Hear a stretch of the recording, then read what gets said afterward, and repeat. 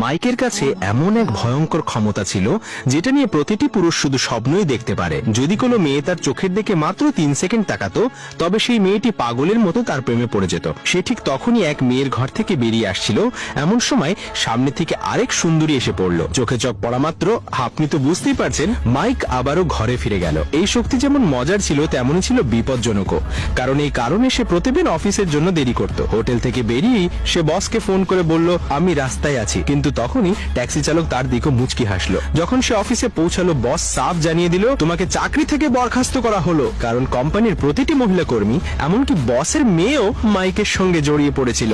Mic ভয়ে বলল, কিন্তু স্যার, এগুলো সব সত্যিকারের ভালোবাসা, যেমন আমার আর আপনার স্ত্রীর মধ্যে। এ কথা শুনে বস ক্ষেপে গেল আর সঙ্গে সঙ্গেই তাকে বের করে দিল। এখন মাইক বেকার, তবে তার থেকেও বেশি কষ্টে ছিল অফিসের মেয়েরা। বাড়ি ফেরার পথে তার নতুন প্রতিবেশিনীর সঙ্গে দেখা হলো। কয়েক সেকেন্ডের চোখাচোখি আর মাইক তার সব জিনিস তুলে নিয়ে তার ঘরে পৌঁছে দিল। এরপর সে গেল তার কাকার কাছে। কাকা তাকে উপদেশ দিলেন, কোনো নতুন চাকরি খুঁজে নাও। হঠাৎই এক কোম্পানি থেকে অফার এলো। মাইক গিয়ে দেখলো সেখানে একটিও নারী নেই, সব পুরুষই পুরুষ।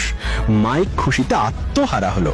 অবশেষে এবার একটা স্বাভাবিক জীবন পাবো। সন্ধ্যায় কাকা উদযাপনের আয়োজন করলেন, কিন্তু শীঘ্রই সত্যটা সামনে এলো। আসলে কোম্পানির মালিক ছিলেন এক অত্যন্ত সুন্দরী এবং শক্তিশালী নারী, যিনি এক প্রভাবশালী ব্যক্তির প্রেমিকা ছিলেন। একবার চোখে চোখ পড়তেই মাইক বুঝে গেল, এবার আমি বাঁচবো না।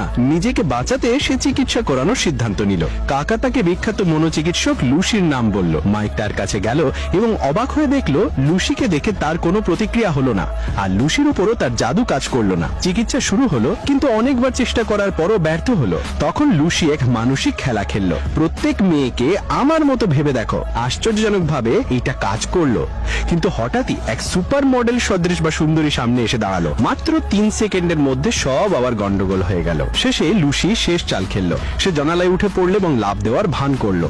মাইকের মনে প্রচন্ড ধাক্কা লাগলো আর সে ছুটে গিয়ে তাকে বাঁচাতে এগিয়ে গেল।